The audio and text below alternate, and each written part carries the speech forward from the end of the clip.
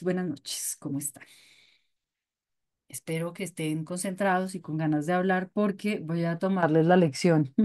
Asegurarme de que los dos o tres conceptos que hemos trabajado en clase, pues todavía los recuerden, que esta semana de vacaciones no haya sido una semana de olvido y todavía tengan presente qué fue lo que hablamos. ¿Está bien? Entonces, recuerda, en la clase anterior les había hecho una síntesis como en dibujitos. La primera es esta, de la línea de tiempo. No sé si alguien se anima a explicarla y dice, profe, sí, yo sé qué quiere decir todo ese rayamenta que puso ahí.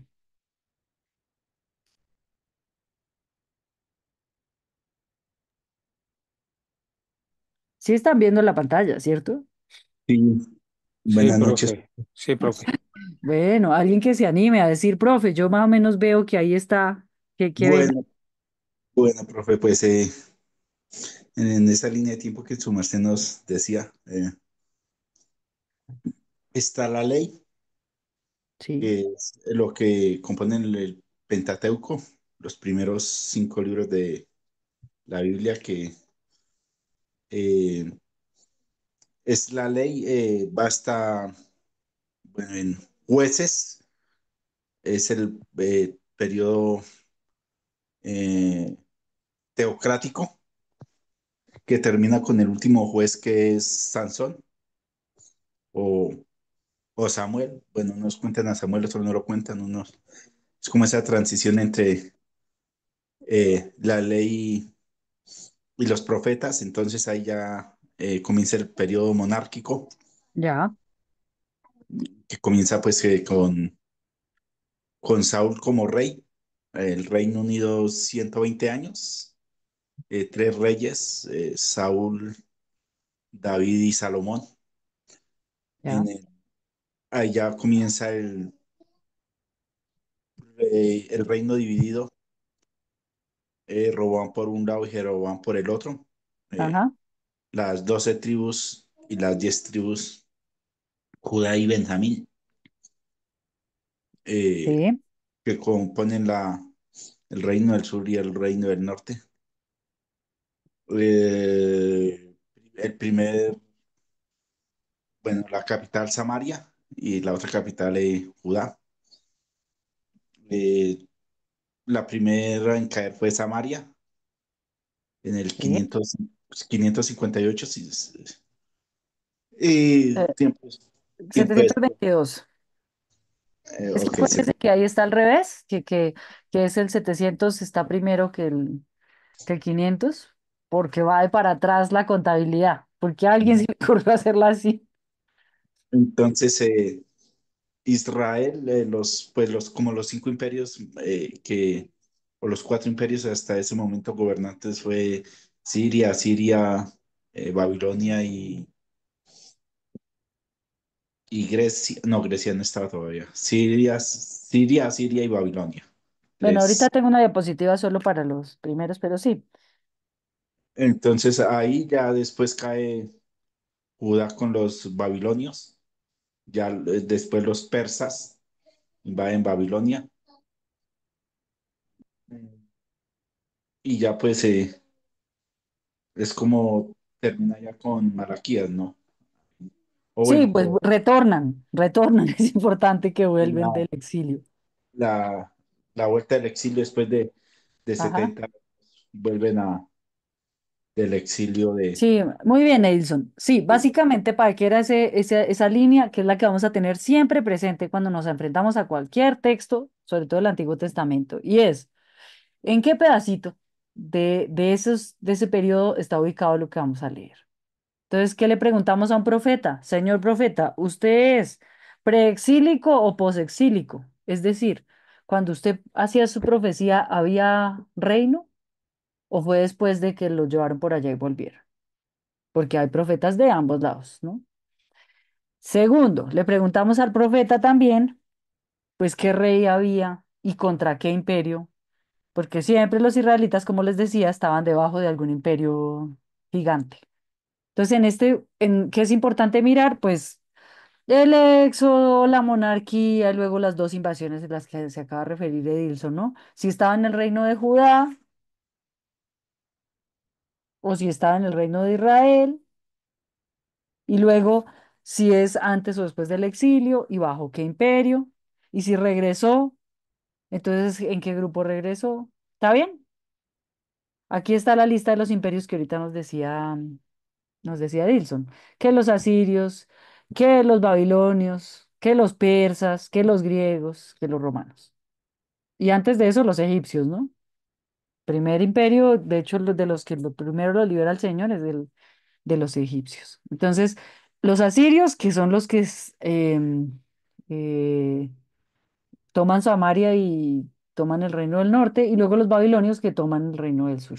¿Listo? Y los persas, bajo cuyo gobierno con Ciro regresan, los griegos, Alejandro Magno, toda la abominación desoladora, todo lo que pasó con los macabeos, y luego, pues que los macabeos no lo tenemos en el canon, pero es un libro que tiene información que nos interesa para saber qué pasó, ¿no? Y luego los romanos, que es lo que pasa ya cuando está el Señor Jesucristo y compañía limitada. ¿Listo? Hasta el año 70 en el que pierden la tierra absolutamente. Listo, este es el esquema en el que hablábamos de cómo funcionaba una ciudad. ¿Se acuerdan? Que la ciudad era gobernada por quién. A ver si alguien se anima a decir, La sí, yo me ciudad acuerdo. era gobernada por el rey, Muy bien, ¿sí? sí, Ese rey pues tenía la intención de expandirse, de ampliar su reino, entonces tomaba otros reinos, ajá, combatía contra otras ciudades, contra otros ajá. reyes, y a esos que sometía se le llamaban vasallos, Muy bien, ¿qué es esta diapositiva? Se hacía un pacto entre, entre el rey y los vasallos. muy bien. El rey le ponía un tratado, un pacto que tenía unas condiciones. ¿Entre quiénes hay en la Biblia un pacto entre soberano y vasallo? Entre Dios y su pueblo. Muy bien, muy bien, muy bien. Y en ese contexto, acuérdese que el rey era soberano de quién era la tierra del rey, o sea, de Dios. Para los otros pueblos era del rey, pero entre los israelitas la tierra era totalmente, absolutamente de Dios. Y para tener la tierra, la condición era que cumplieran la ley. Entonces, ¿qué hacían los profetas en ese contexto? Le hacían llamado al pueblo porque estaban incumpliendo la ley. Muy bien. El profeta era el mensajero entre el soberano, que es Dios, y los vasallos, que era el pueblo. Entonces, ¿qué les decía? Ustedes están incumpliendo ¿qué? El pacto que nos une con nuestro rey, o sea, con Dios. Esta noción es que me provoca preguntársela Denunciaba, uno por uno. ¿Cómo? ¿Cómo, el cómo? profeta denunciaba y anunciaba. El profeta denunciaba y anunciaba. Sí, denuncia la injusticia, anuncia la esperanza. Eso es verdad. Luego lo vemos y los baratamos en todos los profetas. Pero el profeta siempre iba al cumplimiento de la ley. En este marco, en esta forma de entender lo que es hablar del pacto entre soberanos y vasallos, Dios está unido con ese pueblo por un pacto que es una ley, ¿sí? Una serie de leyes para poder vivir en esa tierra. ¿Qué hace el profeta? El profeta les dice, vuelvan al pacto, porque si no volvemos al pacto, ¿qué pasa? Perdemos la tierra. También les decía otro montón de cosas, pero básicamente era eso, como lo que ustedes hacen tiene unas consecuencias. Vuelvan al cumplimiento de la ley. Eso es como un eje, se llama un eje hermenéutico, que es la forma con la que uno puede interpretar y que puede entender qué estaba haciendo un profeta, siempre es mirar la ley. Si usted mira la ley, no se va a perder interpretando un profeta. Pero si usted lo lee desde hoy, sin tener ni idea qué dice la ley, pues puede que se invente algo que no estaba ahí. Corremos el riesgo de traerlo a nuestro contexto sin hacer un círculo hermenéutico. O sea, sin mirar qué era lo que quería decir allá. Y eso es súper común. Con el Antiguo Testamento se hace muchísimas veces y se inventan, hay sectas, hay de todo y hay descaches. Muy graves, ¿por qué? Por no saber de qué se trata, ¿no? Por no mirar qué estaba pasando en ese momento. Entonces, esta parte del soberano y el vasallo es súper importante a la hora de entender todo el Antiguo Testamento. Si usted entiende que Dios tenía un pacto con su pueblo, es que de hecho el Antiguo Testamento, ¿cómo se llama? El Antiguo Pacto. Tenemos una serie de libros que se llama Antiguo Pacto y otros que se llama Nuevo Pacto. Ahí está el spoiler de cuál es la clave hermenéutica. Entonces tenemos que mirar siempre a dónde apunta, al pacto. ¿Y los profetas a qué apuntaban? Al pacto, al cumplimiento de la ley.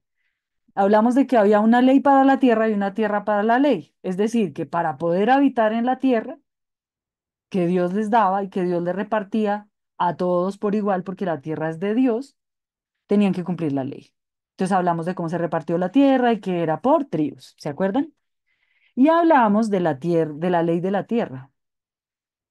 Si alguien se anima y se acuerda qué era lo del jubileo, qué era lo de la ley y la tierra, que también lo vimos, dirá, profe, tan cansona. Sí. Sí, porque sin esto, luego vamos a coger un pobre profeta y ¿de qué se trataba? Necesito que alguien diga, profe, yo me animo y explico qué es lo que quiere decir eso. Profe, básicamente era que cada 50 años se le regresaba la heredad a las familias. ¿Sí? O sea, si por alguna razón tuvieron que haberla vendido o, o habían sido sacadas de ellas, en el año del jubileo, que era los 50 años, esa tierra tendría que ser devuelta. Lo mismo las deudas, ¿no? Las Sí. deudas Y la quedaban esclavitud. pagas durante el jubileo. Era Y, pues y los esclavos quedaban libres. y los esclavos quedan libres, sí. Ahora, ¿qué pasaba cada 7 años con la tierra? Había que dejarla descansar. Cada siete Ok, años había que dejar descansar la tierra y pues vivían de lo que ella misma les daba sin tener que cultivarla. ok. Sí, muchas gracias. Es eso, que como la tierra es de Dios, entonces la tierra no es de nadie. Y eso quiere decir que las familias, acuérdense que la promesa de Abraham, ¿cuál fue? En ti serán benditas todas las familias de la tierra. Todas las familias de la tierra tienen tierra. La tierra ni siquiera era para una persona, era para su familia, para todo el núcleo. ¿Qué hacían ellos? La habitaban, la podían alquilar si se veían en problemas, pero siempre tenían el derecho de volver a regresar a la tierra porque la tierra había sido un regalo de Dios, que era el dueño de la tierra. ¿En el marco de qué? Perdón lo cansona, del pacto soberano vasallo.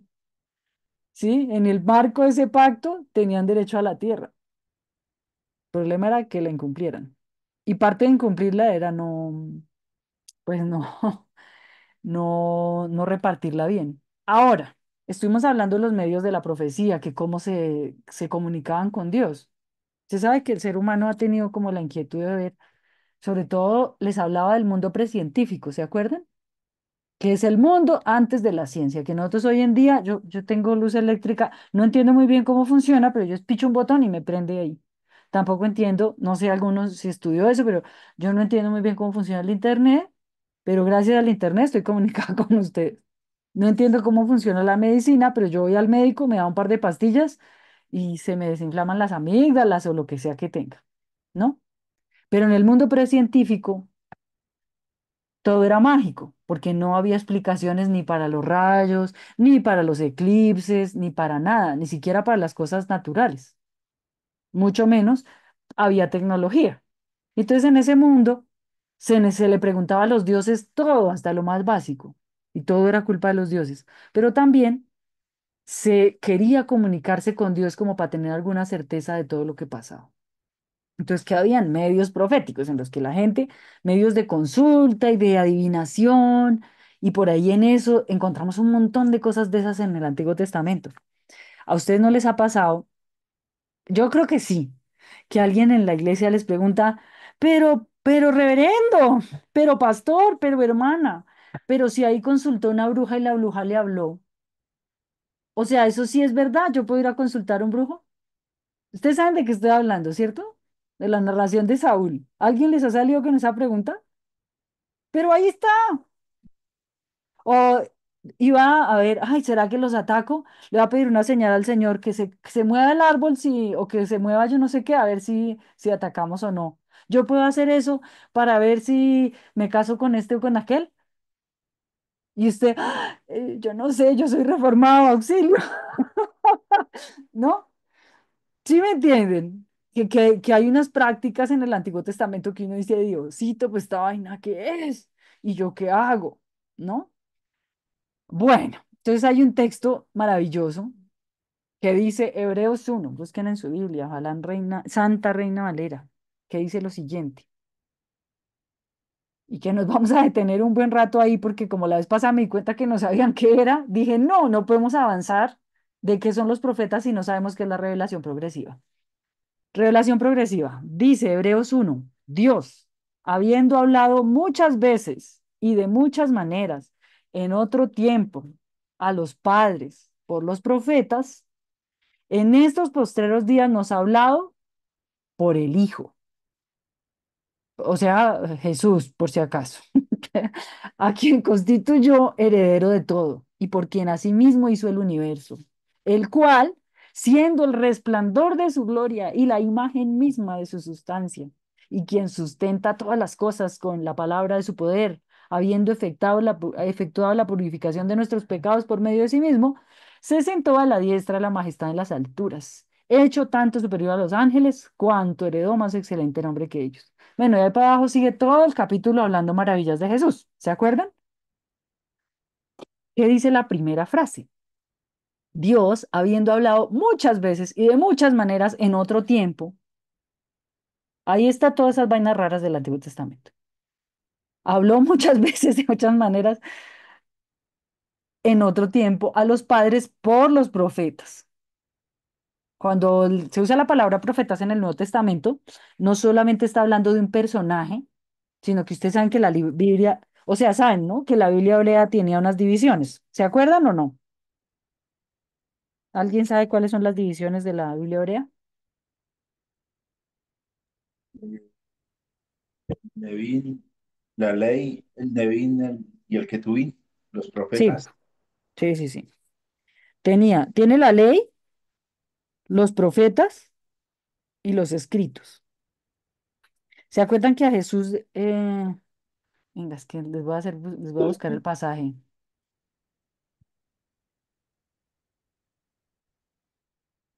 para que vean que es una forma, una expresión, ¿no?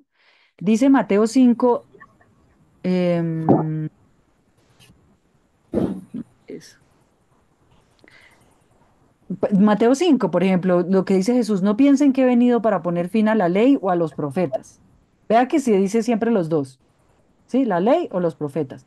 Y en otro que le dicen, cuando vayan a buscar a Dios, ¿qué se le dice? A la ley y a los profetas. ¿Se acuerdan? ¿Saben de qué texto está ahí hablando? No.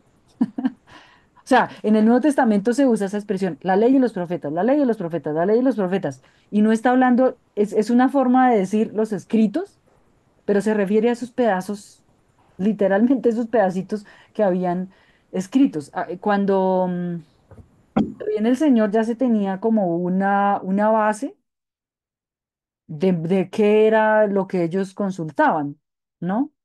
Todavía no estaba como lo tenemos nosotros hoy, pero ya se sabía que había unos libros que eran los libros sagrados. ¿Me hago entender? Y ellos sabían que habían unos que llamaban los profetas. No se refería, digamos, al profeta Ezequiel específicamente, sino a los escritos. Entonces, claro, en Frank se le abrió el micrófono y no lo puedo. Frank, por favor, cierre su micrófono. No me está oyendo, auxilio. Bueno, entonces les decía, el mismo Nuevo Testamento tiene la conciencia de que antes han habido de la revelación. Entonces voy a poner un ejemplo claro que explica mucho qué es la revelación progresiva.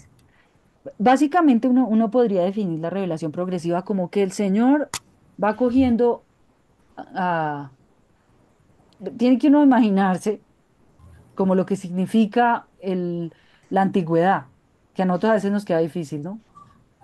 Pero pues Abraham estaba más cerca de un cavernícola que de una persona como nosotros, ¿sí?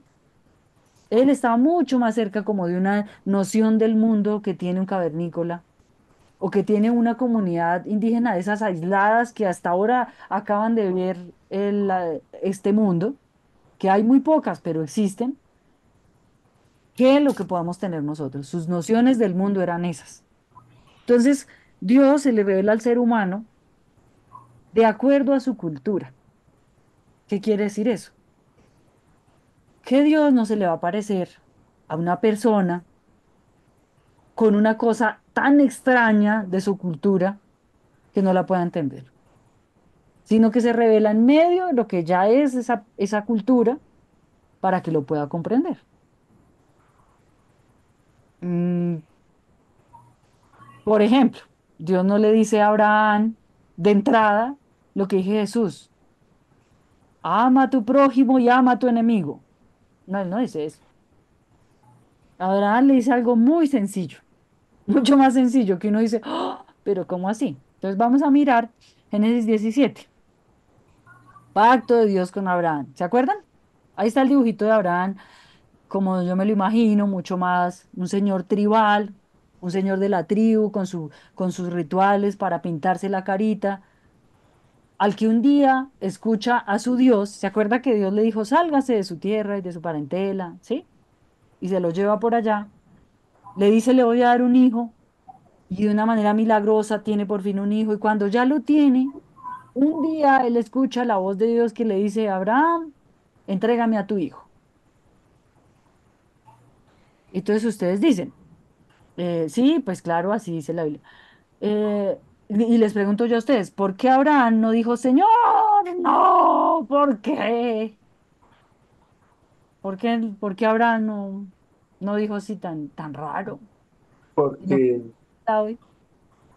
porque en esas culturas era muy normal, muy seguramente sacrificar a los hijos o algo así, que los dioses pidieran Claro que sacrificar a sí. los hijos. Está dentro de su cultura. Está totalmente dentro de su cultura. De hecho, luego se acuerdan de Baal, ¿no? Y de todas las prohibiciones que tiene el Antiguo Testamento de por favor no pasen a sus hijos por fuego. ¿Se acuerdan? O sea, lo de pasar los hijos por fuego era que el primer hijo se lo entregaban a Baal para tener bendiciones los otros hijos. Se lo entregaban a Baal, era que Baal era es horrible, como un ídolo de fuego y cocinaban ahí personas. O sea, los quemaban, hacían holocaustos, ¿sí? Esos sacrificios humanos están documentados en muchas culturas, aquí también. Aquí también, entre los pueblos originarios antes de la colonia, está documentado que habían sacrificios. Entonces, como que, claro, la lógica era, está este mundo precientífico, ¿sí? Está ese mundo precientífico espantoso, en el que no sabemos cómo funciona nada. Entonces, si llueve o si no llueve, ¿yo qué hago con los dioses para tenerlos contentos y no tengo medio de comunicarme con él? Yo le voy a dar lo más sagrado y lo más valioso que tengo. En este caso, mi primer hijo. ¿Para qué? Para que me bendiga. En ese mundo está mi amigo Abraham, en el que es normal. O sea, mi Dios, se me reveló un Dios, o tengo una creencia en un Dios, y qué es si lo que me pide, se lo doy. Y si me dice, mate a su hijo que me lo acaba de dar, que me costó de unos cuantos años, por fin tener un hijo, se lo doy. Entonces, claro, hoy en día se predica, no, es que es la prueba de la fe. Sí, pero es que en ese momento usted le pide a Abraham, o le pide al vecino, o le pide a cualquiera y todos lo hacen porque eso era cultural. ¿Sí? Pero Dios se revela en medio de la cultura y hace una cosa diferente. Ahí está la revelación. Y es el cavernícola que es capaz de sacrificar a su hijo, Dios que le dice que no lo sacrifique. Y a partir de Abraham se instaura, ustedes ven, después de eso le dice, sacrifica el cordero. Y si ustedes ven todo el Antiguo Testamento, hay un sistema sacrificial de corderos. ¿Me hago entender? O sea, está el sistema, está como el mundo en el que ellos están. Dios se revela dentro de lo que los dioses normalmente les piden, pero le pide otra cosa. ¿Sí? Entonces la revelación progresiva es que a medida que el ser humano va avanzando, Dios le va dejando ver más y más de él. No es que Dios cambie, sino que nosotros abrimos un poquito más los ojos. Sí, ustedes saben que la Biblia lo que contiene es la experiencia de Dios de un montón de gente. Entonces la experiencia de Dios de Abraham llegó hasta ahí. No hay que matar niños. O sea, es una enseñanza que usted hoy en día dice, ay, pero reverendo. Pues a usted no le dice nada porque usted no va a sacrificar a los niños, ¿no? Pero para Abraham, eso fue toda una ruptura respecto a cómo es Dios. El Dios de Abraham es muy diferente a los otros dioses. Lo mismo pasa cuando Abraham camina, se acuerda que él va con el papá y va con y va con la idea de, en ese momento, igual que pasa con Jonás, la idea de que los dioses son territoriales. ¿Se acuerdan? De que Dios tiene su territorio hasta, este Dios va hasta aquí, este Dios va de aquí para allá.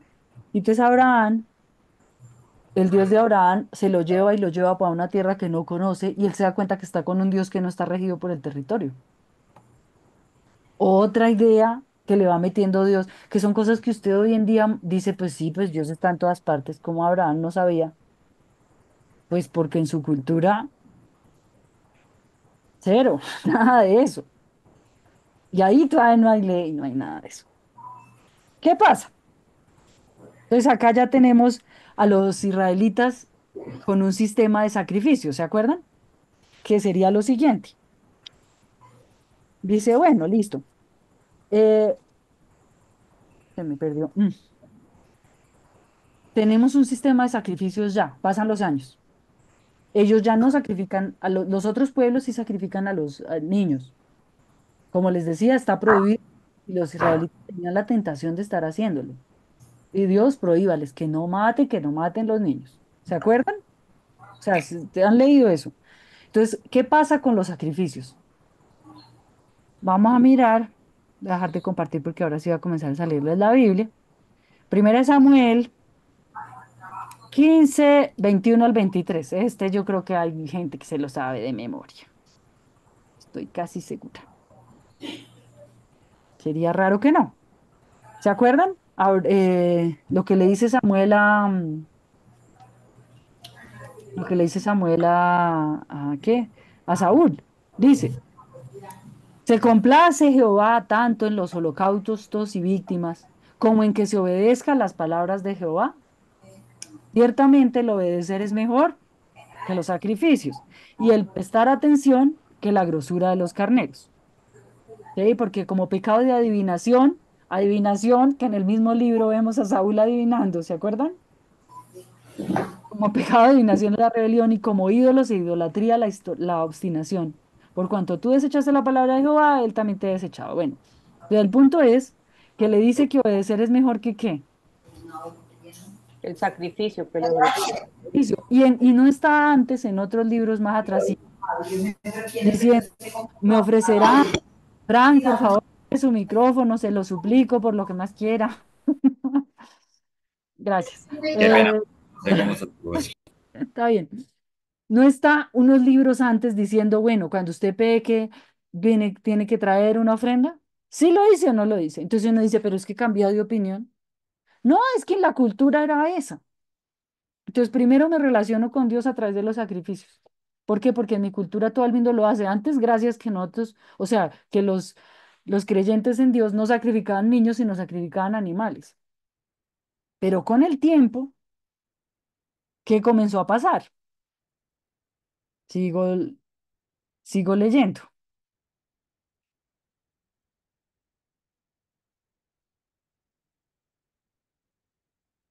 Em, Isaías 1, capítulo 10. Príncipes de Sodoma, oíd la palabra de Jehová. Por si acaso, está hablando de los israelitas, ¿sí? Lo que pasa es que los llama príncipes de Sodoma para ofenderlos.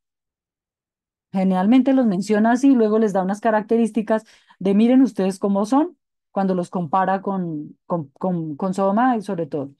Príncipes de Sodoma, oíd la palabra de Jehová, escuchad la ley de nuestro Dios. ¿Escuchad qué? La ley. ¿A qué van los profetas? Que la profe está siempre repitiendo, a la ley. Entonces, oíd la palabra, escuchad la ley de Dios, pueblo de Gomorra. ¿Para qué me sirve, dice Jehová, la multitud de vuestros sacrificios? Hastiado estoy de holocaustos, de carneros y deseo de animales gordos. No quiero sangre de bueyes, ni de ovejas, ni de machos cabríos. Pausa. ¿Había o no había un sistema sacrificial mientras Isaías decía eso? Había un templo, había un templo. Cuando Jesús vino, había un templo donde se llevaban. ¿Se acuerda que Jesús cogió y sacó un poco de ovejas y de vacas del templo? Ah, bueno, ¿por qué lo sacó? Porque se vendían y porque había todo un sistema de sacrificios ahí. Entonces, mientras sucede, por el otro lado sale el profeta y le dice, Dios quiere otra cosa. Y es llevarlos más allá todavía de lo que ustedes han pensado. ¿Por qué? Porque Dios se va revelando así de a poquito a la humanidad. La humanidad como si fuera primero un niño, luego más grandecito, hasta que ya le puede decir lo que viene a decir Jesús. ¿Me hago entender? Eso es lo que quiere decir la revelación progresiva, que Dios se va dejando ver un poquito, un poquito, un poquito, un poquito. Y en este, pues les dice, sí, sí, sí, yo para qué quiero esos animales.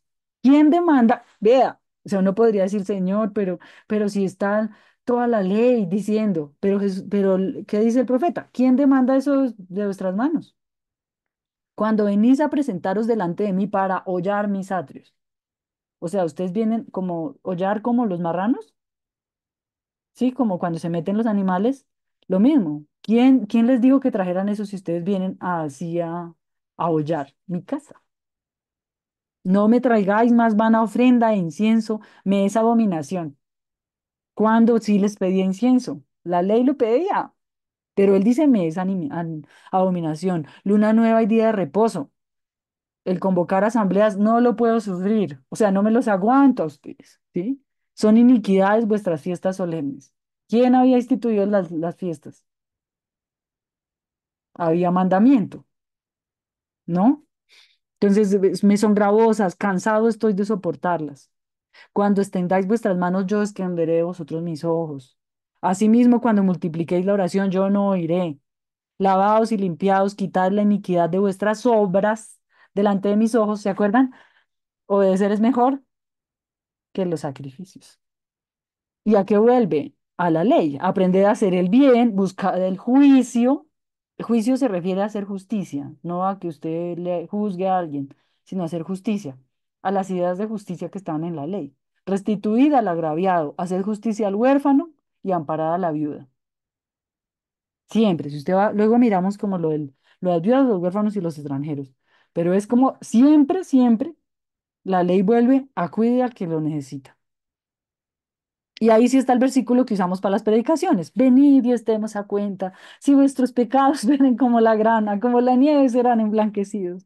Y si fueren rojos como el carmesí, vendrán a ser como blanca lana. Ese se lo tienen que saber, ¿no? Porque uno, ay, me lo enseñaron. Pero el contexto de eso es que primero está Abraham, le dicen, por favor, no sacrifiquen niños, sacrifique animales. Luego el sistema sacrificial la gente lo idolatra y se convierte en una forma como de chantajear y de comprar a Dios, en la que yo salgo de parte, me porto mal, mato una vaca. Me porto mal con mi prójimo, mato una vaca. O para quedar bien con Dios, no me importa si dice bien o mal, yo mato una vaca y ahí él entenderá, ¿no? Y entonces, ¿qué dicen los profetas? No, no, no, es que ese no es el espíritu, eso no es lo que Dios quiere. Por acá está, bueno, el pacto. Y aquí está uno de mis pasajes favoritos del Antiguo Testamento, que es una maravilla, que es Miqueas 6. ¿Qué dice Miqueas?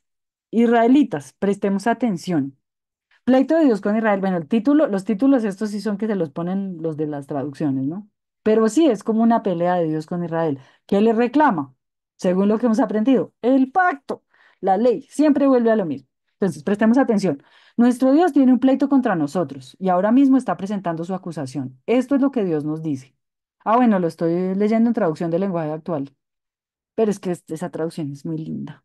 Bueno, pueblo mío, tengo una queja contra ti y espero que te defiendas. Llama como que testigos a tu favor a las montañas y a las colinas y pídeles que te escuchen en tu defensa. Pero antes quiero que me digas, ¿en qué te he perjudicado? ¿En qué te he ofendido? Recuerda que yo te di la libertad, yo fui quien te sacó de Egipto. ¿Se acuerdan de la línea de tiempo que les he molestado, cierto? ¿A qué vuelve? Al pacto. Mire, yo los saqué de allá, por eso estamos en este pacto. Yo los libré, por eso estamos en este pacto. Bueno, Recuerda que yo te di la libertad de hablar. Yo envié a Moisés, a Aarón y a María para que te sacaran de allí. Recuerda también, pueblo mío, que Balac, rey de Moab, tenía pensado hacerte daño, pero que Balaam, hijo de Beor, te bendijo en mi nombre. Ustedes han leído eso y saben que cómo fue raro eso que hizo Balaam, pero de todos modos lo dice. No olvides tampoco lo que ocurrió cuando pasaste de Sitín a Gilgal. Reconoce que yo fui quien te salvó. ¿Se acuerdan que en el pacto soberano vasallo el vasallo tenía derecho a la protección del soberano? Entonces el soberano dice, yo he cumplido mi parte, yo los he cuidado. Y ahí va el reclamo. Ustedes israelitas se defienden diciendo, Altísimo Dios y Rey nuestro. Mire el título. Se le dice a Dios Rey, ¿por qué? Porque estamos en el marco del pacto soberano vasallo. ¿Mm? Entonces Él es el soberano. Altísimo Dios y Rey nuestro. ¿Cómo podemos presentarnos ante ti? Podemos ofrecerte terneros de un año, pero eso no es lo que quieres. Podemos ofrecerte 1000 carneros o 10.000 litros de aceite. Si ustedes van y miran el Antiguo Testamento, el sistema de ofrendas, se ofrecía aceite, se ofrecía harina. Si usted era muy pobre, podía llevar una paloma. ¿Se acuerdan? Bueno, a eso se está refiriendo, pero tampoco te agrada. Mire lo que dice, ni siquiera esperas como ofrenda al mayor de nuestros hijos, en pago por nuestros pecados. ¿A qué les recuerda lo del mayor de nuestros hijos? El sacrificio que iba a hacer Abraham con su hijo. Sí, muy bien. Y a lo que hacían los otros pueblos con sacrificándole el primogénito a Baal. De hecho, Números, mi amigo Números, eh, capítulo 3 versículos 11 al 13. Habló además Jehová a Moisés diciendo, He aquí yo he tomado a los levitas de entre los hijos de Israel en lugar de todos los primogénitos. ¿Se acuerda que hay una tribu consagrada?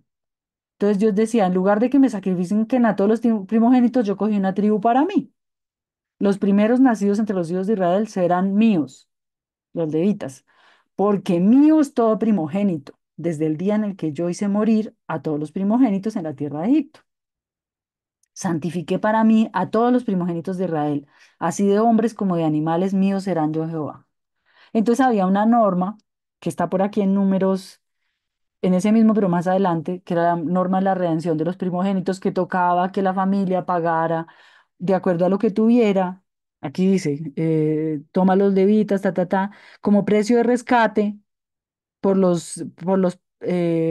por los primogénitos, tomen unos ciclos de plata por cada cabeza, ¿sí? ¿Qué significaba esto? Otra vez, Dios se revela en la cultura. En la cultura, los primogénitos, ¿a quién se les sacrificaban? Se mataban y se sacrificaban a los dioses. Sí, en la cultura. Cogían y sacrificaban el niño a Baal. ¿Qué dice Dios? Bueno, si esa es su cultura, ustedes aquí lo van a rescatar con los levitas. Y además van a dar una ofrenda de paz, porque de todos modos el primogénito es mío. Pues entonces vamos a Miqueas. Pero no estarlos confundiendo peor, pero tengo la esperanza de que lo estén entendiendo. Dice, es que ni siquiera esperas, le están diciendo a Dios, dice, pues ¿qué le damos, Dios? Si usted le da terneros, ¿qué es lo que piden los otros dioses? No. Carneros, no. Aceite, no. Le sacrifico a mi hijo, no, tampoco. Entonces, ¿qué le doy?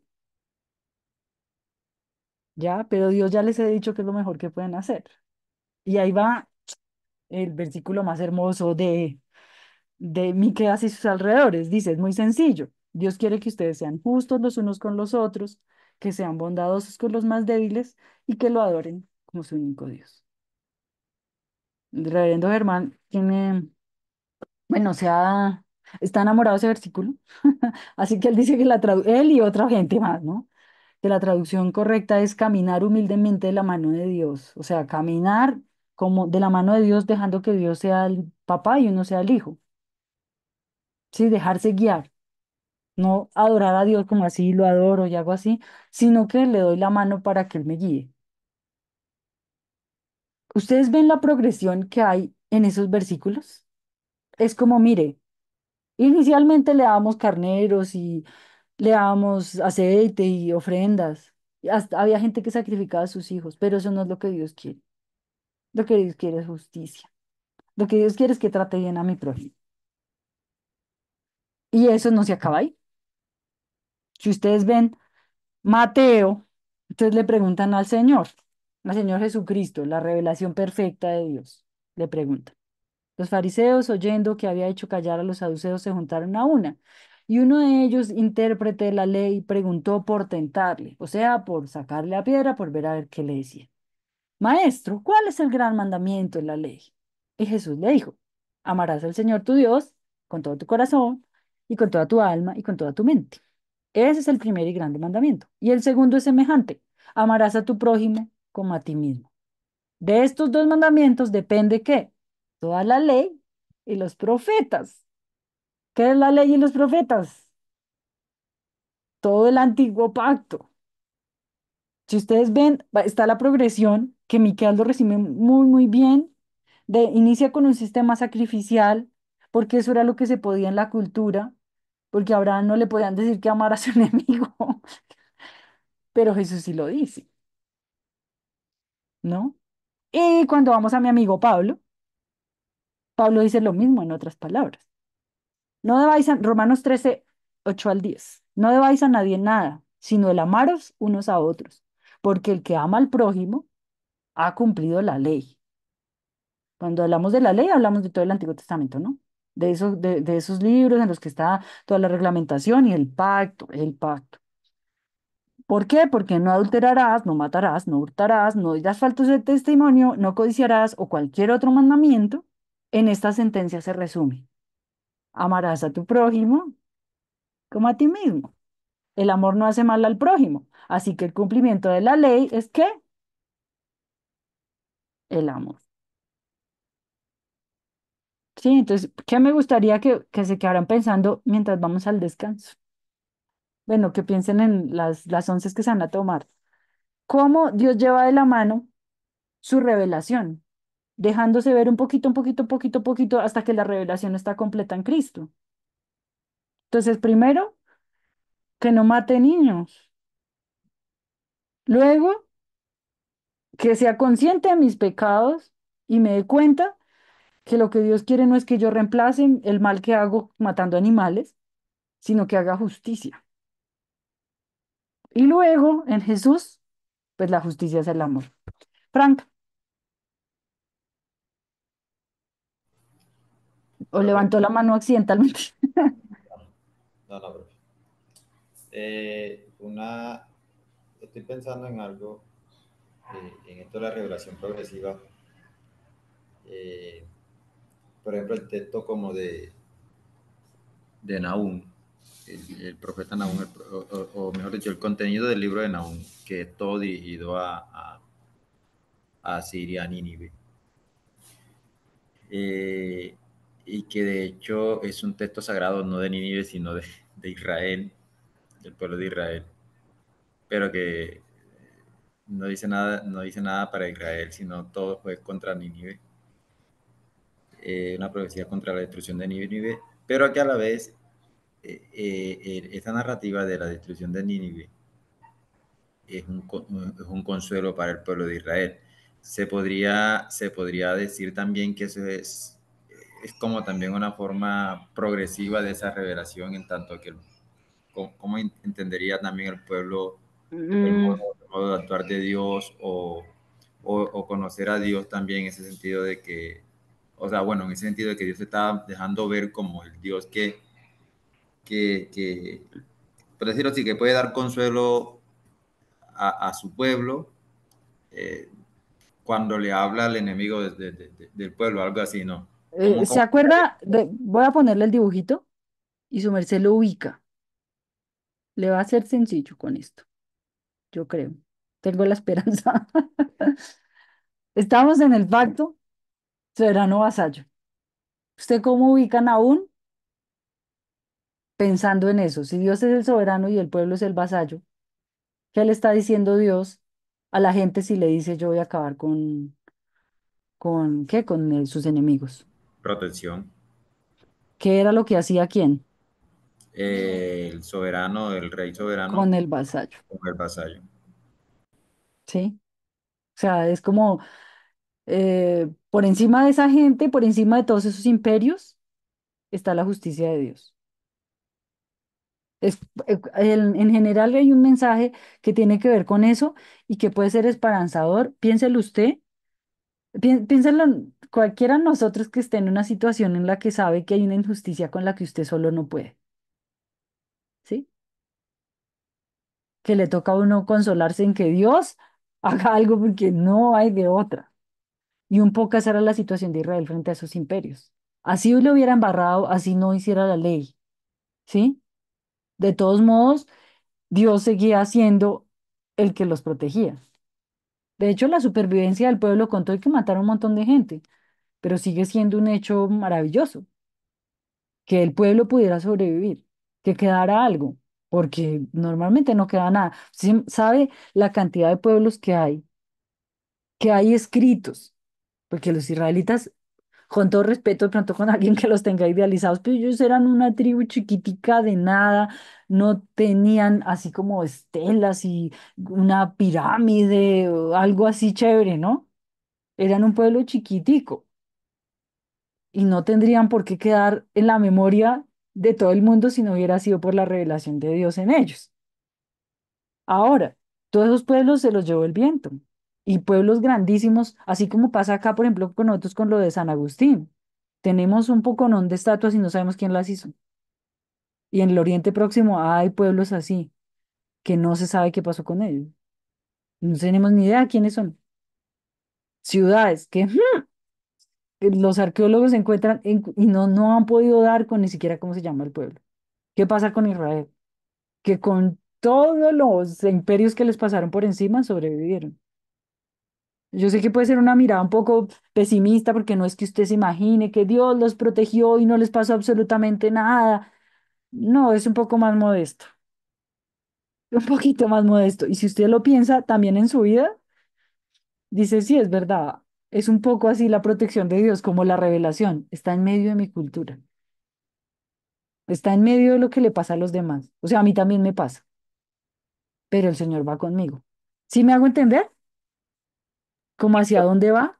Sí, Dios poco a poco va desarraigando esa cultura, los va como apartando de todo eso que ellos conocen, de todos esos de pronto presaberes, o sea, de todo lo que ellos conciben como un Dios, como un rey, Sí, ¿sí? Para poder entender ese pacto, porque pues si ellos entienden ese pacto en el contexto en el cual ellos están, se van a ir a hacer justamente lo que hacen las demás culturas, sacrificar a sus primogénitos, el sacrificio de animales compensando pues el pecado, que inicialmente pues eso fue lo que se les ordenó, pero Dios poco a poco los fue como encaminando hacia lo que él quería revelarles, que era claro. justamente lo que Jesucristo hizo, que fue mostrarles a través de que la liberación y realmente el cumplimiento de la ley se basa es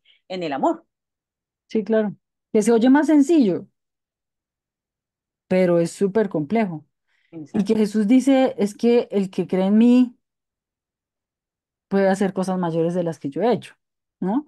En ese sentido, claro, nosotros pensamos los milagros, que se levanten todos los muertos. No, que amemos más, que amemos más, claro. Frank, Eh, sí, continuando en esa línea de la revelación progresiva, profe, señor. eh, también se puede entender de este punto de vista. Abraham, el pueblo de Israel y luego todas las Todas familias de las la tierra. familias de la tierra. Sí, ¿verdad?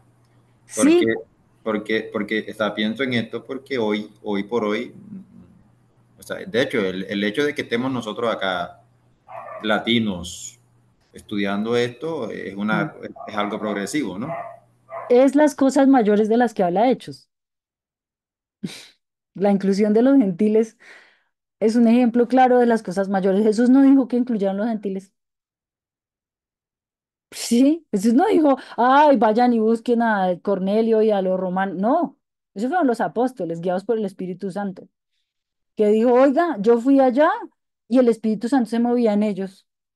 Entonces, pues sí es de Dios. Y ahora somos, como dice Pablo, que ustedes saben que eso está súper desarrollado en el Nuevo Testamento, de dos pueblos hizo uno, de dos pueblos hizo uno. Ya no es judío y no judío, es que somos hermanos en Cristo. Por eso la santificación, digamos, de un Estado de Israel actual, que es un Estado que es política, pues tiene muchos huequitos teológicos, agujeros teológicos. ¿Por qué? Porque dos pueblos hizo uno el Señor hace 2000 años. Ya la salvación no es por sangre, no es por nacer en un lugar, no es que se hereda, es que la salvación es para todo el que quiera, para todo el que venga al Señor. Porque Abraham, lo que dijo el compañero, Abraham, el pueblo, y luego todas las familias de la tierra, que pueden ser herederas de la promesa, claro que sí. Estuvimos estudiando eh, hoy específicamente sobre la revelación progresiva. Y vamos a continuar con algo que se conecta y que tiene que ver con esto de la revelación progresiva, pero que tiene que ver con un hermenéutico que quiero proponerles para la clase. O sea, cuando me refiero a hermenéutico es una forma de interpretación, una línea. Ya les dije, obviamente ustedes no están obligados a compartirla, pero sí a conocerla. O sea, pueden salir de la clase diciendo, no me gustó nada de lo que dijo la profe, pero puedo decir que fue lo que dijo. ¿Está bien? Para contradecirme, aunque sea, no importa. Pero que digan, bueno, me enteré porque es que le salen los sermones así a esa hermanita. ¿Listo? Entonces, como les decía, claro, uno piensa, puede pensar la revelación de esa manera progresiva, en la que Dios se le va revelando al ser humano, ahí, mientras el ser humano deja de ser cada vez menos animalito y más humano, ¿sí? Va aprendiendo. Y lo último que le dice es lo que dice con Jesús, ¿no? Y con Pablo, que el cumplimiento de la ley es el amor. O sea, que nosotros para agradar a Dios, es lo que dice que Miqueas, ¿no? Hacer justicia, misericordia y caminar de la mano del Señor. Cuidar a las personas y caminar de la mano del Señor, que para allá es que nos lleva, ¿no? Nos lleva de su mano aprendiendo a ser mejores personas. Suena muy humanista, pero resulta que sí. Se trata de amar mejor a los demás. Se trata de amar mejor como nos enseña nuestro Padre Celestial. Bueno, entonces Jesús utiliza algo que es el espíritu de la ley y escoger la ley. ¿Se acuerdan que les ponía el ejemplo del sábado? ¿Se acuerdan o no se acuerdan? No me acuerdo, profe, ¿de qué están hablando? Bueno, les voy a poner el ejemplo del sábado.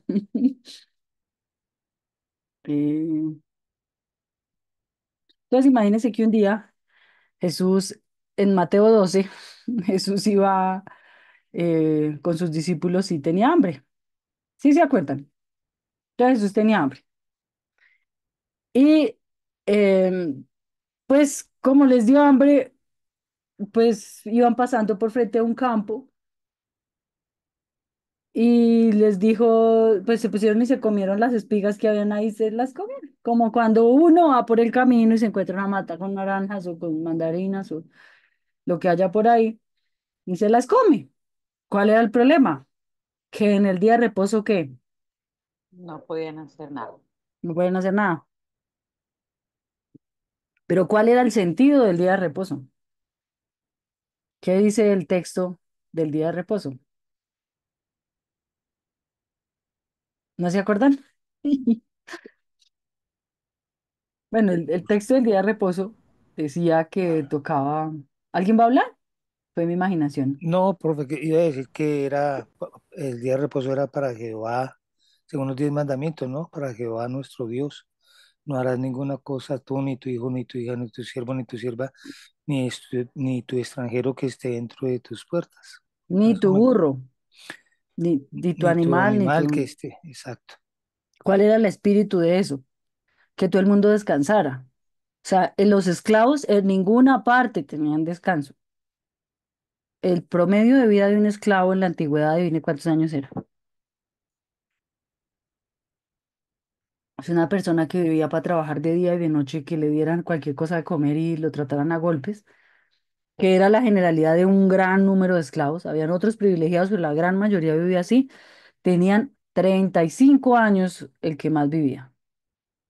El que más duraba 35 años. ¿Por qué? Porque el trato era horrible, era muy feo, era muy violento. Los hacían aguantar hambre y les daban una comida para esclavos. Entonces, en ese mundo, acuérdense que siempre pensamos, ¿qué dice la Biblia y qué estaba pasando alrededor? ¿Qué era lo que pasaba en la cultura? Entonces, en la Biblia dice, hay un día en el que todo el mundo descansa, ¿m? Que tienen que descansar. Las mujeres también. Acuérdense de ustedes, señoras, que a veces solo descansan el Día de la Madre y eso. La Biblia ya tenía provisión para eso y había un día en la semana en el que hasta los burros, que usted sabe que en las fincas, pues cuando quieren cuidar los animales, pero a veces les ponen así derecho, ¿no? Hasta los burros podían descansar un día.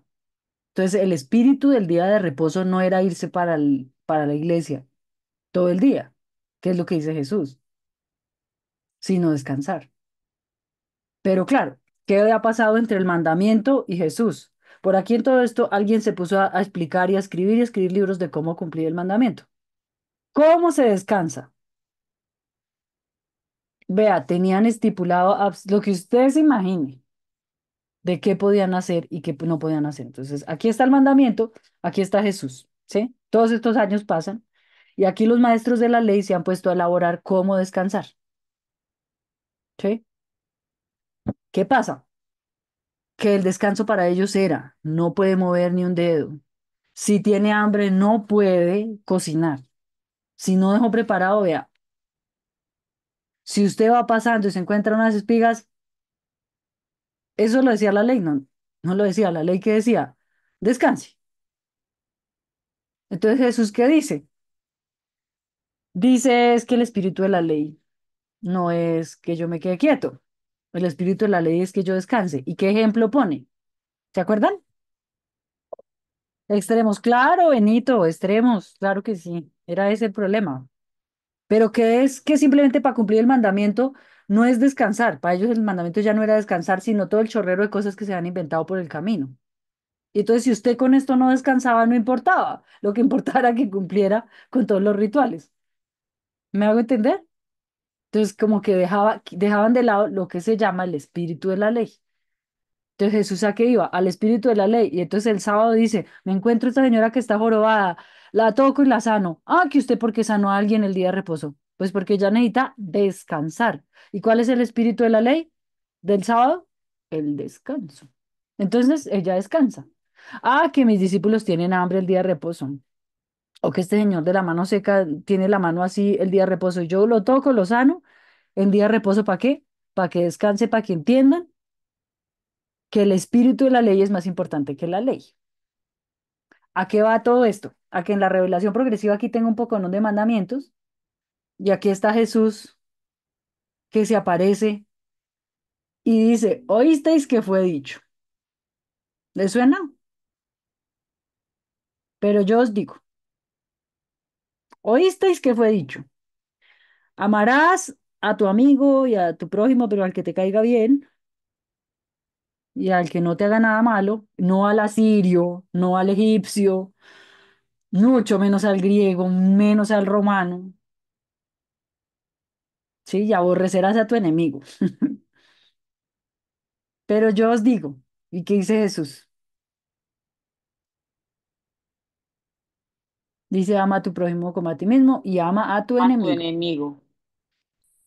Y si ustedes se dan cuenta, es verdad lo que decía Jesús. Oíste que fue dicho, es la ley decía otra cosa. Y aquí está Jesús y dice otra cosa. Y ahí está uno de los grandes problemas de la interpretación del Antiguo Testamento, incluidos los profetas. Y es, ¿qué hacemos cuando aquí dice una cosa y aquí dice otra? A ustedes les ha pasado. Uno de ustedes me preguntaba la otra vez por lo de los amalecitas, ¿no? Y yo, ¿qué hago, Diosito, con ese pasaje tan espantoso en el que manda que maten a los niños y no sé qué? Sobre todo cuando hoy en día hay gente que lo está sacando, o sea, Netanyahu lo leyó, hoy en día, hace unos meses, lo leyó y dijo, yo estoy cumpliendo la Biblia y voy y le mando un poco de bombas y mato un poco de niños. ¿Y quién lo contradice? Si él me citó un versículo, porque así hacemos, ¿no? Usted coge un versículo. No me importa qué estaba pasando antes, qué estaba pasando después, no me interesa si nada. Si me sirve, yo lo agarro y lo interpreto como yo quiera y listo, ¿no? Porque nosotros, claro, decimos, no, la Biblia es la palabra de Dios, pero a la hora de la verdad hay mucha interpretación personal, mucho irrespeto. O sea, si de verdad uno dice, si estas palabras que están aquí, por acción del Espíritu Santo se pueden convertir en la palabra de Dios, yo debería tratarlas con un poquitico más de respeto y darme cuenta de hacer el ejercicio de cuando estoy inventando la interpretación. Se lo digo con todo el amor y con todo el respeto del mundo, porque yo les mostraba la vez pasada mi Biblia y les decía, vea, yo me dedicaba a mí misma a todo Isaías. Y decía, sí, esto es para mí. Levántate, hija de Sión. Pero como en la revelación progresiva. Diosito me permitía eso porque yo no era reverenda, yo no me dedicaba a predicar. Pero yo hoy en día, yo tengo que saber que la Biblia, como dice la palabra, es espada de dos filos, que penetra hasta partir el alma, las coyunturas y los tuétanos, y cierne las intenciones y los pensamientos del corazón. Y que si yo cojo una espada, puedo matar a alguien. O sea que cuando yo uso mal la Biblia, puedo causarle daño a la gente. Y como digo que es la Biblia, dígame quién me contradice. Yo puedo justificar al que sea, puedo apoyar políticos, puedo sacarle plata. No estamos llenos de iglesias que están llenos de gente que usa la Biblia para sacarle plata a la gente. O sea, nosotros sabemos lo que es eso. Sabemos lo que es que alguien diga, Dios me dijo. ¿Sí o no? ¿Quién lo ha vivido? Que levante la mano y diga, sí, yo lo he vivido. De gente que dice, Dios me dijo. Y que vayan a saber si Dios le dijo que, pero con eso me puede convencer de que yo haga y deshaga. Porque como dice que Dios le dijo. Y la misma cosa, cojo yo un versículo y yo puedo coger cualquier versículo para decir lo que quiera. ¿A qué voy a ir? Porque estoy dando estas vuelticas y diciendo que Jesús cogía el espíritu de la ley y que Jesús reinterpreta el Antiguo Testamento. Pues porque para entender lo de la revelación progresiva hay que entender que la revelación llega hasta Jesús. Alguno de ustedes me decía la vez pasada, claro, es que tenemos la palabra profética más segura. Se refería a la Biblia. Yo quisiera que examináramos ese texto para ver de qué está hablando, ¿no? Para ver cuál es la palabra profética más segura. Y que miremos lo que dice Hebreos 1, que lo estábamos leyendo ahorita, para entender qué es lo que pasa con Jesús. O sea, qué fue lo que pasó realmente con la revelación, en eso de la revelación progresiva, cuando hablamos de Jesús. ¿Está bien? A ver si tengo acá los textos o si los abrí fue en el celular. Deme un segundito, por favor.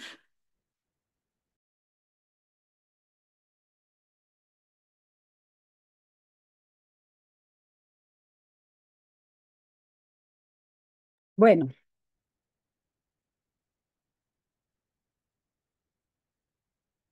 me gustaría que alguna persona, la que sea, el que quiera, dijera,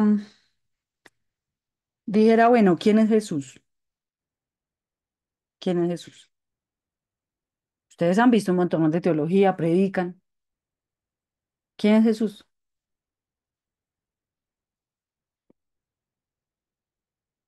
Que quiera. No es calificable. Lo peor que puede pasar es que diga una herejía, pero no va a pasar. Jesús es el Logos. Bueno, sí, el Logos de Dios, la palabra encarnada de Dios, muy bien. ¿Alguien más?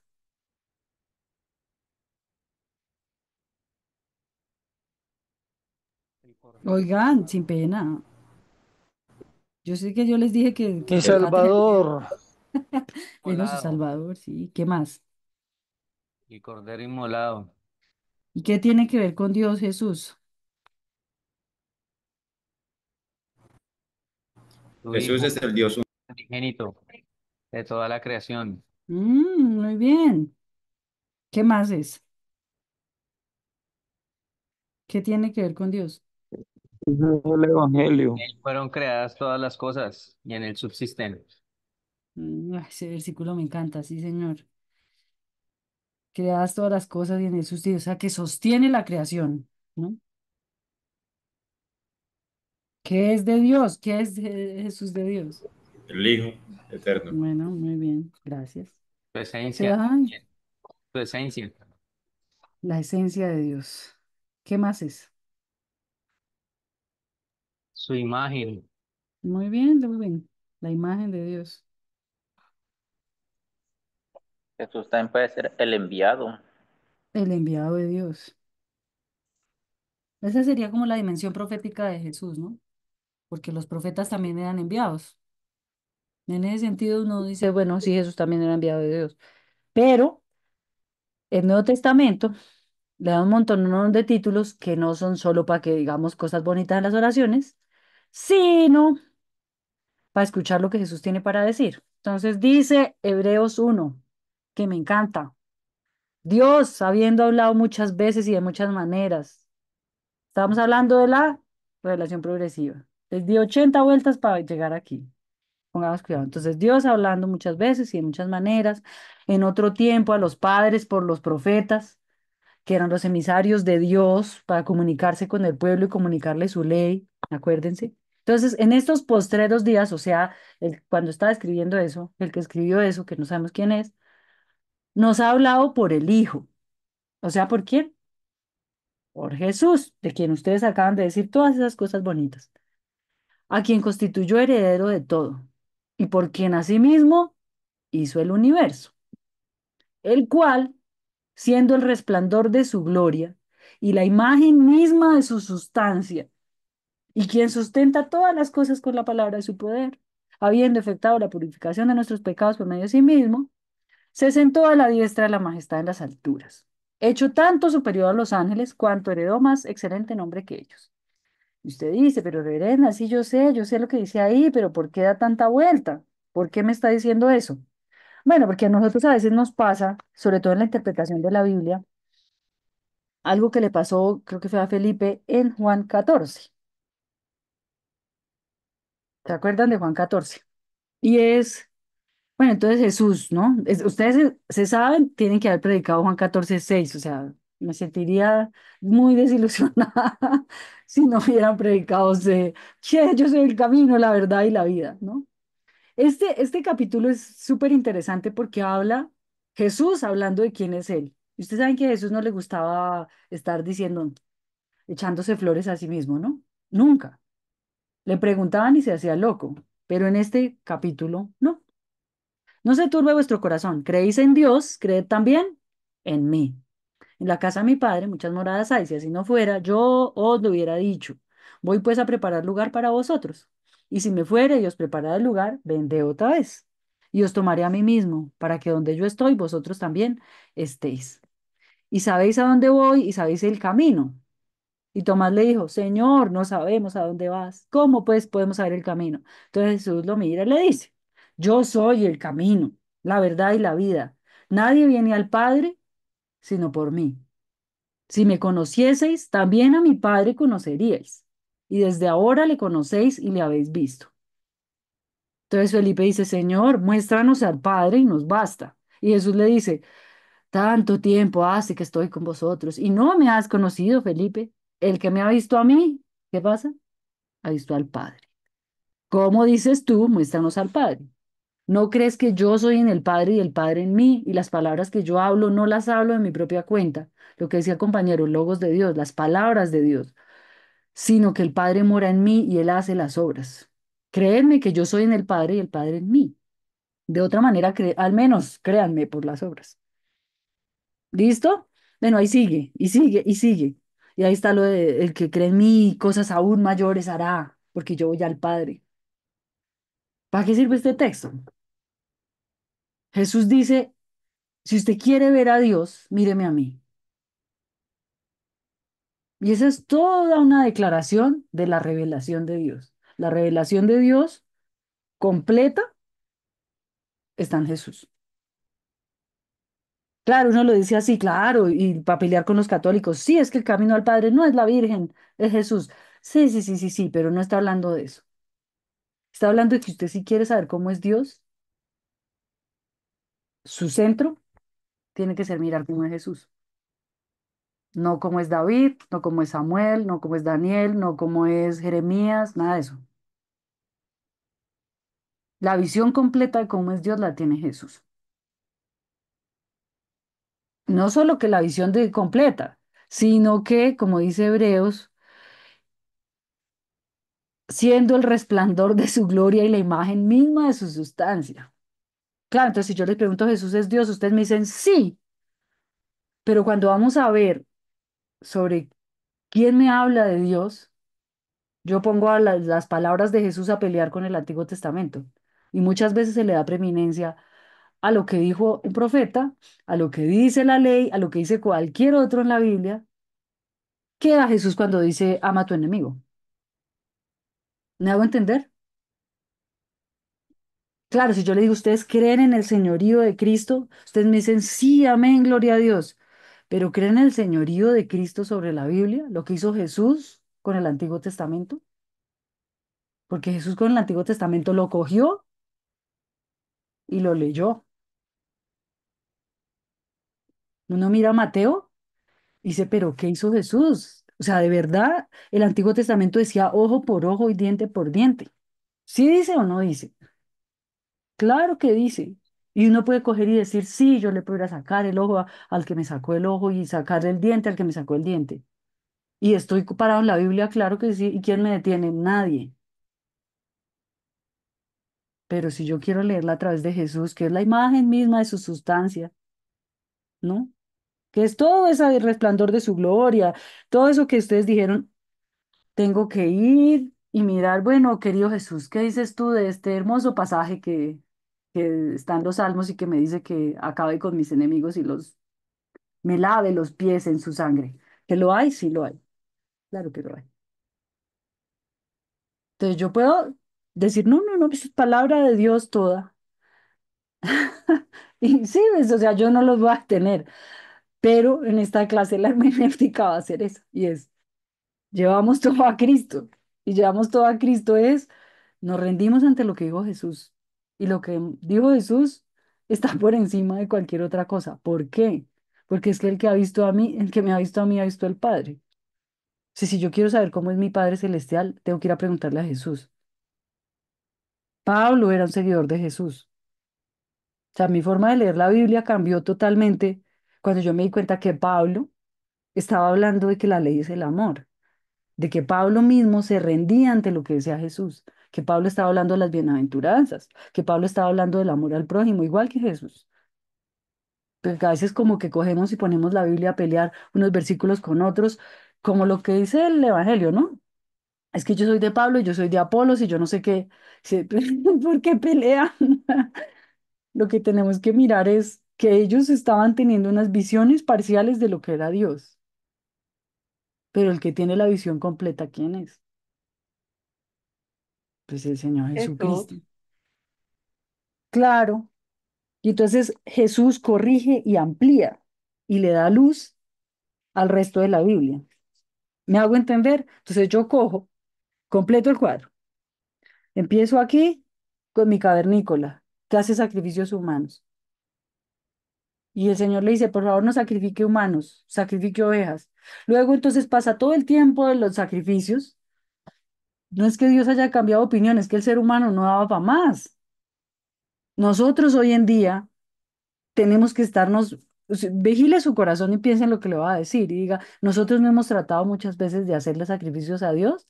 Ay, Señor, yo ayuno y usted me da tal cosa. ¿Sí o no? Eso es el mismo sistema sacrificial de al que los profetas le decían, no, por favor, no hagan eso, no hagan eso, no hagan eso. ¿Sí? Entonces, claro, yo me paro y con eso voy. Llego hasta donde están los profetas que comienzan a decir es que el obedecer es mejor que los sacrificios, es que lo que dice, se me fue, lo que dice Miqueas, ¿no? Lo que dice Miqueas, camine de la mano de Dios, lo que dice Jesús, ama a tu prójimo como a ti mismo, como el cierre total de la ley. ¿Hasta ahí me siguen? ¿Alguna pregunta? Porque voy a meterme con otro. Ay, Frank tiene la mano levantada. Profe, bueno, por un lado, en el tema de la revelación progresiva, ahorita pensaba en entonces cuando el Señor Jesús viene, el pueblo tiene 400 años de donde no hay profeta. Todas unas generaciones, o esas generaciones entre esos 400 años, no escuchaban de pronto eh, a un profeta. Bueno, ahí sabemos que ahí surgieron los apócrifos y todas estas cosas, pero son más libros como de historia que de profecía como tal. Eh, Sin embargo, Jesús llega, la totalidad de la revelación del Señor llega después de 400 años de silencio Ujú, y, y llega diciendo, por ejemplo, creo que Juan el Bautista dice, el tiempo se ha cumplido, es el momento, es el tiempo. Y precisamente después de 400 años desde el profeta es el momento, es el tiempo. Significa entonces que esos 400 años también hacen parte de esa revelación progresiva, de todo ese componente, ¿ok? bueno, Frank, lo que pasa es que cuando ya vamos a hablar de hechos históricos y de las fechas de los... Lo de los 400 años no es un mito. ¿Por qué? Porque, o sea, no es así que hayan 400 años de silencio. Hay libros del Antiguo Testamento que son mucho más recientes, o sea, mucho más hacia cerca de Jesús, ¿sí? No es que se haya cerrado 400 años el, la revelación, en ese caso, ¿sí? O sea, hay libros que nosotros tenemos en el canon que son más recientes, que son como el 200, una cosa así. Ahora, nosotros hablamos de los medios de la revelación y de la profecía. Depende de cómo entendamos la profecía. Claro que había profetas. ¿Por qué? Porque pues es que una cosa es que no hubieran y otra cosa es que no haya registros escritos, ¿sí? Hay una definición que da mi querido profe Héctor Molano y que pues es muy acertada sobre lo que es un profeta. Un profeta es, como les hablaba acuérdense del esquema, yo voy a seguir con mi pacto soberano vasallo. El profeta es un enviado de Dios que exhorta al pueblo a volver al pacto, ¿sí? Eso que hace el profeta lo han hecho y lo hemos hecho usted y yo también. Es decir, que no haya registro escrito no quiere decir que no haya profetas. Segundo, si nosotros definimos los profetas como un enviado de Dios para exhortar al pueblo a volver a la ley, sí había gente que lo hacía. Sí había gente que lo estaba haciendo. Así como hoy en día yo me paro a predicar, usted se para a predicar y le dice a la gente de su iglesia, vuelva hacia Dios, deje de oprimir a su prójimo, deje de quitarle la mujer al vecino. Eso es un acto profético. ¿Por qué? Porque es que el profeta no es solamente veo el futuro. Sí, pues yo veo que si usted sigue metiéndose con esa mujer, le van a romper la cabeza y lo van a matar. O yo veo que usted si se casa con esa persona, que ese muchacho es un borracho, pues la va a pasar muy mal. ¿Me hago entender? O sea, también hay que, bueno, parte de la clase va a ser que construyamos una definición de lo que es un profeta, pero una forma de mirarlo es el que es enviado de Dios para volver a la ley. En el caso de Jesús, cumple totalmente. Jesús es un enviado de Dios que me hace volver a la ley tan así que dice es que la esencia y el espíritu de la ley es este. que es que ustedes están quedándose en la forma y yo quiero que ustedes miren el fondo. O sea, la forma es, aquí está el sábado y la única forma de descansar es que usted se encierre en la iglesia. El fondo es, el Espíritu de Dios me impulsa a que todos descansemos. Y yo sano, yo le doy de comer a la gente, yo hago lo que tenga que hacer en sábado porque lo importante es descansar. ¿Me hago entender, Frank?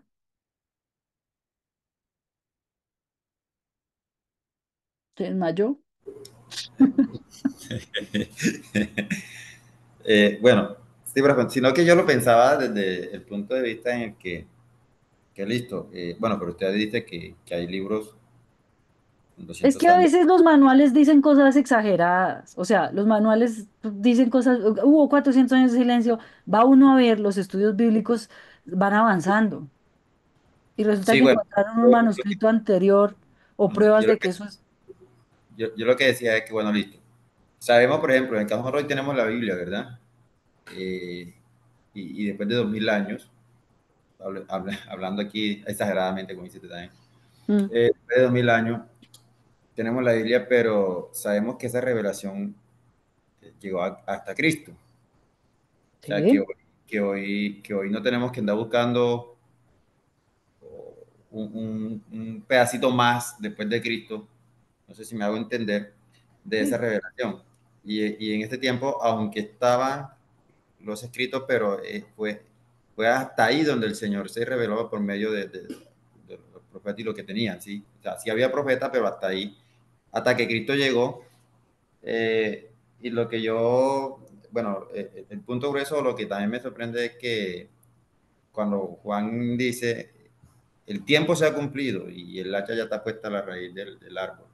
Y sí, esto y lo otro lo dice acá Mateo. Cuando habla de ese tiempo, cuando dice allí Mateo, de ese tiempo, se refiere entonces también a eso de la revelación progresiva, es decir, que ya la cultura, el mundo a nivel cultural, social, ya estaba preparado, o los hombres, por lo menos los discípulos, porque yo me quedo pensando, bueno, si la intención de Dios era revelarse en Cristo Jesús, y se hubiese revelado allá con Abraham, pero usted nos hace caer y nos explica algo muy importante, y es que ese mundo no estaba preparado para recibir a Jesús. a Jesús, claro. Si hoy en día, Esa cultura no estaba preparada para recibir a Jesús. mm, Entonces, Hoy eso es lo tampoco. que es donde se centra mi pregunta. Si en ese o sea, momento, ese tiempo. claro, póngale cuidado, ellos estaban esperando el advenimiento del reino de Dios. Yo les he dicho que había unos problemas hermenéuticos, sí, Ludwig, no, hoy tampoco. Hoy Jesús igual lo crucificaría. Es peor, lo crucificaríamos. A Jesús, una pregunta odiosa que es, ¿dejaríamos entrar a Jesús? ¿Reconoceríamos el mensaje de Jesús si llega a nuestras iglesias? Ay, es que se pone a hablar de amor al prójimo. ¿Usted por qué no está hablando de prosperidad? ¿Usted por qué no está hablando de...? Porque las iglesias están hablando de otra cosa, que no es lo que decía Jesús. Entonces, grave. Bueno, lo que se estaba diciendo era otra cosa, yo me vi por las ramas. Mm, claro, estaban esperando el advenimiento del reino de Dios, ¿sí? ¿Qué quería decir eso? Ellos esperaban, acuérdese que habían varias escuelas cuando vino Jesús, ¿no? Estaban los fariseos, los saduceos, los, bueno, los fariseos que eran los de la ley, los saduceos que eran los que estaban pegados al poder y que estaban allá enamorados de Herodes y todo eso y de los romanos, los esenios que estaban entre el monte, por allá, que todos esperando al Señor de justicia, pero oídos como monjes, y los celotes que decían a palo, pero bajamos a esa gente violentamente del poder, ¿cierto? Entonces, claro, todos ellos tenían una escatología de cómo iba a venir el reino de Dios. Y ninguno de los cuatro le atinó a que iba a venir a Jesús sin armas, sin la menor intención de coger el poder y con esas ideas de que toca amar al prójimo, incluyendo al que es malo. O sea, ninguno de los cuatro lo reconoció. Dijo, ay, sí, este es el reino de Dios. ¿Quiénes lo reconocieron? Unos pescadores, que no eran nadie, un poco de mujeres, un poco de esclavos, leprosos, todo lo que no era socialmente nada. todo el que, al que no está interesado en el poder de a mucho, pues el mensaje de Jesús le resonaba. Si ustedes miran, que eso lo dice Pablo, es que miren que muchos de ustedes no son ni tienen plata, ni son estudiados, ni son nada. Claro, por eso encontraban consuelo en el mensaje del Señor, que no les estaba prometiendo tampoco, pues, grandes riquezas. Entonces, claro, el mundo, sí, estaba, en ese momento el clima en Palestina era que habían un montón de personas que decían, yo soy el Salvador, yo soy el Salvador. O sea, Jesús no era el único, no era el único predicador itinerante que andaba haciendo milagros por ahí. Habían muchos. Lo que pasa es que Jesús, o sea, otra vez se revela en su cultura. Incluso Jesús hace parte de un movimiento cultural. Incluso Jesús. Lo que pasa es que, pues, en él habitaba corporalmente toda la plenitud de la deidad. ¿Sí me hago entender? Entonces viene el reino de Dios, la palabra de Dios encarnada en una persona, en el que se cumple todo, o sea, todo lo que ellos estaban esperando, pero se cumple raro, no como lo estaban esperando. ¿Y Jesús qué hace? Lo primero, reinterpreta el Antiguo Testamento, reinterpreta a los profetas. O sea, que usted diga, es que toda la ley y los profetas es amar al prójimo, me está diciendo cómo interpretar todos los otros libros. O sea, nosotros deberíamos tener eso como núcleo de toda interpretación. Coge un salmo, coja Primera Samuel, coja Josué. No importa lo que diga, cuánta gente dice que tocaba matar. Tengo que mirar cómo se llama el prójimo ahí. Y por eso les decía que prepárense psicológicamente para criticar a todos los del Antiguo Testamento, porque ninguno cumple con el estándar de Jesús. Usted comienza a mirar a ver cómo era el hermoso carácter de Samuel, o de Daniel, o de cualquiera, y dice, ay, ¿por qué me metí esta materia? A mí me caía tan bien, me iba a hacer una camiseta, te amo, y ya no puedo. ¿Sí? ¿Por qué? Porque vamos a medirlos con la medida de Jesús. Ahora, voy a cerrar los últimos 5 minutos con el texto que uno de ustedes señaló. Ay, yo no sé si estoy compartiendo, no estoy compartiendo pantalla, ¿cierto? No, profe, Con no, el señora. texto, gracias, con el texto de Segunda de Pedro. Otra vez, vea, toca leer todo, porque alguien me citó, sí, es que tenemos la palabra profética más segura, que es la Biblia. Entiendo por qué lo dice, pero hay un grave problema y es que Pedro no está hablando de eso. Primero, partícipes de la naturaleza divina.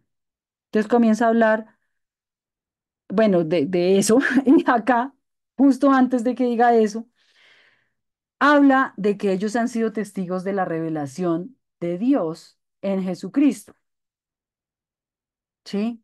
No en un texto, sino en una persona, porque dice, no os hemos dado a conocer el poder y la venida de nuestro Señor, siguiendo fábulas, sino habiendo visto con nuestros propios ojos su majestad.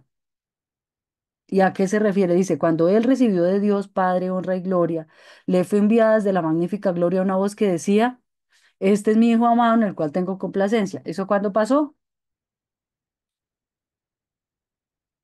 Cuando Jesús fue Ah, bautizado, muy bien, muy bien. En el bautismo, ¿sí? Y nosotros oímos esa voz cuando estábamos con él. O sea, él dice, a mí esto no me lo contaron. Es lo que dice Pedro, ¿no? Yo esto no me lo estoy inventando y además ni siquiera, bueno, ustedes saben que él peleaba con Pablo, ¿no?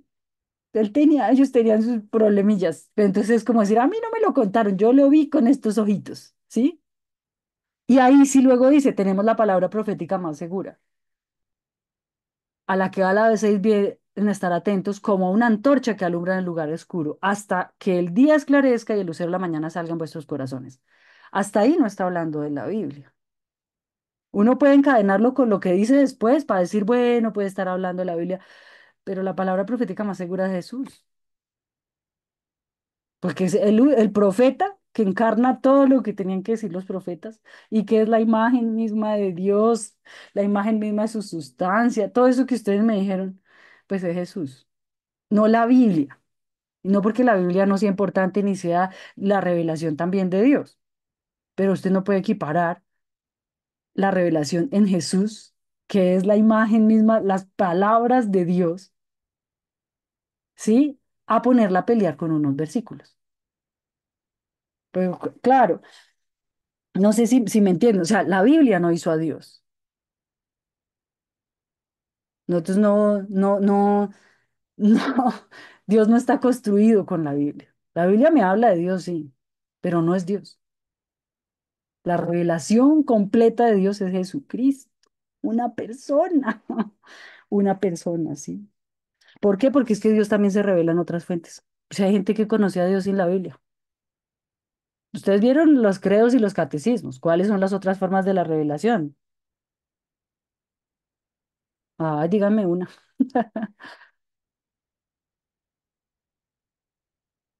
Se podría decir que la revelación de Dios trasciende la Biblia. Claro, claro, porque Dios es más grande que la Biblia, Frank. La Biblia no es una biografía de Dios. O sea, Dios es demasiado grande para que quepa entre un libro. ¿Sí? ¿Qué dijo Jesús? El que me ha visto a mí, ha visto al Padre. O sea, estaba contenido, pero en Jesús. Porque es que cuando yo pongo la Biblia por encima de Jesús, me van a aparecer unos problemas hermenéuticos muy graves. Sí, porque yo digo, no, pero es que en números dice, y yo ¿qué hago con eso? Nada. No, o sea, si usted cree así, no puedo hacer nada. ¿Me hago entender? Ahora, ¿a qué me refiero con que hay otros medios de revelación? Que eso está en el catecismo, catecismo reformado, si quiere búsquenlo. Pues la naturaleza. Ustedes saben que Dios, y eso lo dice Romanos también, Dios se revela a través de las cosas que están creadas. Hay gente que se puede, o sea, ustedes yo creo que ha tenido la experiencia, se para uno frente a una montaña, ve los árboles, ver todo eso y dice, esto es demasiado lindo. Esto me habla de Dios. No solo la Biblia me habla de Dios. Yo me paro frente a la naturaleza es otra Biblia. ¿Me hago entender? ¿Qué, Sí, qué, qué le habla también a uno de Dios? La conciencia del ser humano. Ustedes saben que hay gente que no tiene ley, pero es ley para sí mismo, dice la Sagrada Escritura de la que estoy diciendo esto, ¿sí? O sea, Dios se revela por muchas formas, además de la Biblia. Lo que pasa es que nosotros tenemos la fortuna de tener la Biblia, pero pues lo que les decía, la Biblia es una espada que toca leerla con mucho amorcito y si no, puede uno hacerle daño a alguien. Ahora, el texto continúa, dice, nunca la profecía fue traída por voluntad humana, sino que los santos hombres de Dios hablaron siendo inspirados por el Espíritu Santo. Y ninguna profecía de la Escritura es de interpretación privada. Y acá, si ustedes ven el siguiente capítulo, se la pasa hablando de los falsos profetas y los falsos maestros. Entonces se riega en prosa hablando de cómo hay gente que agarra a hablar en nombre de Dios, pero no está hablando en nombre de Dios. El problema de los falsos profetas no es de ahora. Sí, además que la forma en la que lo dice Pedro es muy chévere, ¿no? Como fuentes sin agua, nubes empujadas por la tormenta, les dice un poco no de insultos.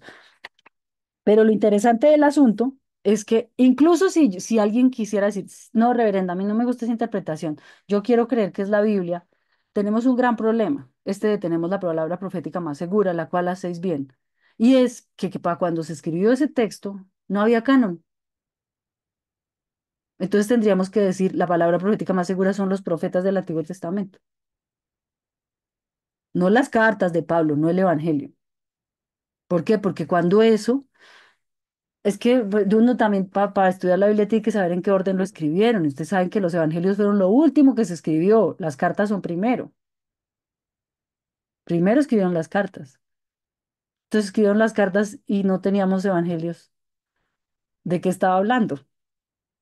Claro, alguien dirá, no, pero él sabía que iba a haber algún día la Biblia y estaba hablando. No, mire. La gente de la Biblia, sobre todo los del Nuevo Testamento, estaba escribiéndole literalmente una carta a alguien.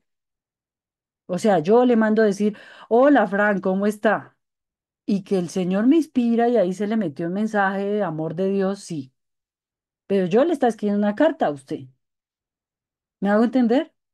Por eso es que para entenderla toca averiguar a quién era que le estaba mandando la carta y para decirle qué. ¿Por qué? Porque si no, no importaría el contexto. Porque, ay, Diosito se la inspiró y no tiene nada que ver. Entonces, ¿qué me inspiró a mí? ¿Qué quiere decir? ¿Sí? No, es más serio que eso. un poquito más serio. Entonces, ¿cuál es la propuesta hermenéutica? Decir la palabra profética más segura de Jesús. Su persona, su revelación, su forma de tratar a los demás, su mensaje. Sí, si yo quiero saber cómo es Dios, tengo que ir a mirar cómo era Jesús. No de pronto, ahorita cuando comiencen a haber choques entre lo que dice un profeta y lo que dice Jesús, ¿qué hacemos?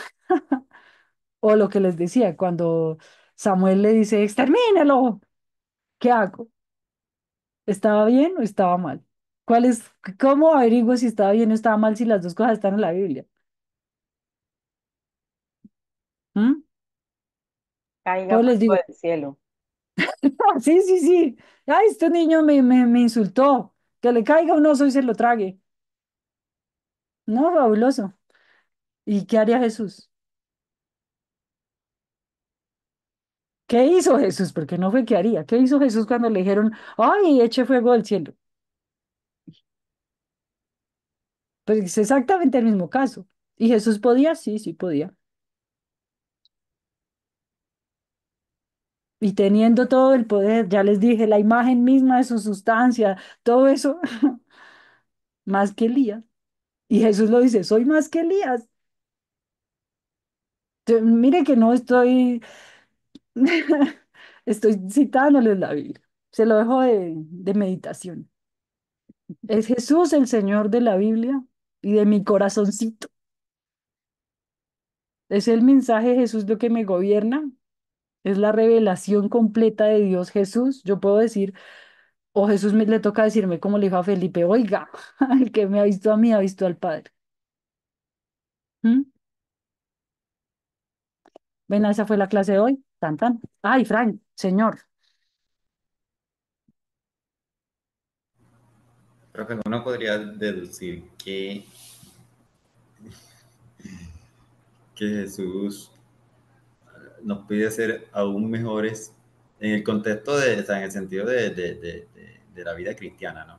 No mejores como de orgullo y esas cosas, ¿no? Como que ser aún mejores en ese sentido que aún aquellos hombres como, es decir, que no cometamos los errores como de Samuel, como de todo esto que te está nombrando. O Sí. sea, cuando nos encontramos con la persona de Cristo, eso es lo que nos está invitando, ¿no? Y mirando que eso está en la Biblia, y mirando que eso está ahí en la palabra, solo escritura somos nosotros, ¿verdad? Y, y ahora al toparnos o al encontrarnos con esta perspectiva que usted nos está induciendo, pues uno puede decir, wow, esto es algo que es mucho más maravilloso, hermoso que lo que se venía pensando, ¿no? En ese sentido. Sí, encuentran unos tesoros muy lindos, Frank. Lo que pasa es que toca derribar muchos ídolos en el corazoncito, porque a veces uno, y esto me lo dijo a mí mi profesor en el seminario, que yo se lo agradezco en el alma, y él me dijo, pues nos dijo en clase, piensen de dónde vienen las ideas que ustedes tienen de Dios. Ideas a las que a veces estamos aferrados, que si yo le digo que ese versículo no quiere decir eso, y se pone bravo y sí, pero es porque usted le tiene cariño. De pronto a un pastor que tuvo hace 400 años que le enseñó eso, o a su papá o a su mamá, y es el cariño a esa persona que estaba equivocada, que de pronto, o sea, uno también tiene que decir, yo le tengo cariño a unas interpretaciones de la Biblia, a veces mucho más de lo que el cariño que debería tenerle a la verdad, a la búsqueda, pues, de Señor, ilumíname. Sí, entonces examínese de dónde, porque la mayoría de los casos que nosotros sabemos de Dios no es que Dios nos dijo, no es que las aprendimos en largos tiempos de oración, es que alguien nos enseñó. Y como alguien nos enseñó, puede estar equivocado.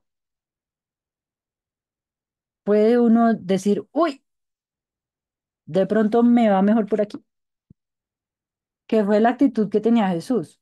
Oísteis que fue dicho, pero yo os digo.